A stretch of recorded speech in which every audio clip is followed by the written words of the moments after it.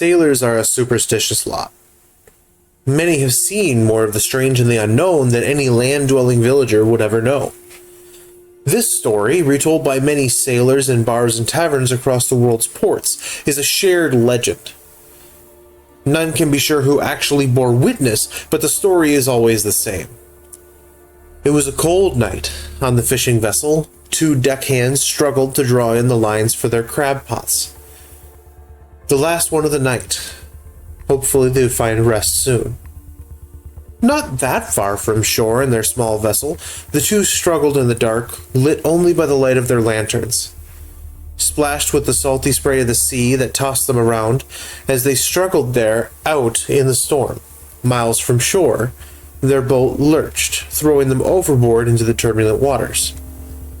Barely keeping their heads above the water, they flailed, trying to swim towards their craft as it was drawn out to sea, and the two men found themselves stranded in the dark. The thing no one really tells you about the sea, at night with no moon, no light to be seen, it becomes an abyss. Nothing but the chilling cold of the sea numbing you to the bone, the rocking of the waves, and the oppressive darkness that pushes itself into you, gripping your very soul until you simply cease to exist. You become just another piece of the world, experiencing what is right there in the moment.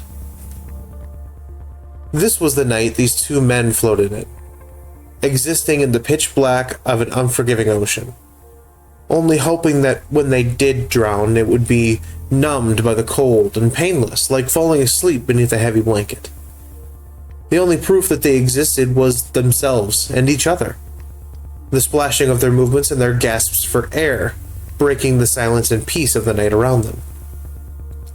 Just as the question of their existence was to finally be answered, and the two were about to sink below the waves, they felt a rope hit them. Gripping it, they were pulled, one after the other, aboard a massive 3-mast sailing ship. They were saved, and as they shook on the deck of the ship, they looked at their saviors. The crew of the ship, dressed in their own dark sailor's garb, stood before them, curious and watching the pair as they dripped water on the deck.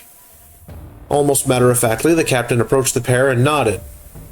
"Welcome to the crew." That was the captain's only greeting, before he turned and walked off towards his cabin.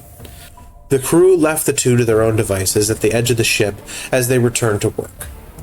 Confused, the pair slowly rose to their feet, chilled and cold as they searched for help even among the rescuers, simply being handed a rope to pull or tie down, or a barrel to move and secure aboard the ship, their conscription obvious. They searched to help remedy the situation, but after hours received none, receiving only these tasks before one of the men, bold and frustrated, barged into the captain's quarters.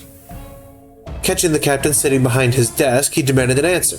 Why had they been conscripted? Could they please be cared for or sent home?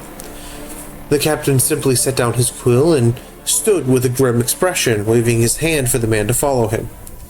The captain led the two men to the deck of the ship, where to the edge there were 2 barrels placed, secured to the railing by netting. Drawing his blade, he cut the netting away and turned to the 2 men, giving the bolder one his cutlass and gesturing to the barrels.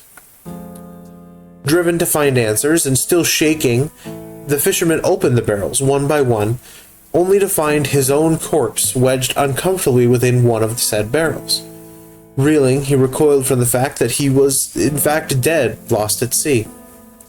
The ship, as it turns out, and the captain explained, collects these lost souls, carrying them as cargo or crew until they make port. It is said that these souls are then offered a choice: a peaceful rest on land in port, or an eternity of purpose aboard this ship. These 2 men, it is said, chose to remain on the ship when offered their choice, their bodies stored aboard in their makeshift coffins to hold their spirits to the ship. They would spend the rest of their lives, or unlives, collecting the lost and drowned at sea, guiding these spirits to make the same choice, finding peace in an afterlife, or become the newest member of the crew on the spirit's wake. Legend also has it that these crewmen do work endlessly, unerringly, untiringly to perform their duties. The dead do not need rest, after all. But when they do make port, they take their shore leave to blow off some steam. Those that see the ship in port are never heard from again. Many a port city has suffered unexplained events and had brushes with the supernatural. Many simply attribute this to Captain Solomon Wake and his crew making port as they sail the endless sea of the damned.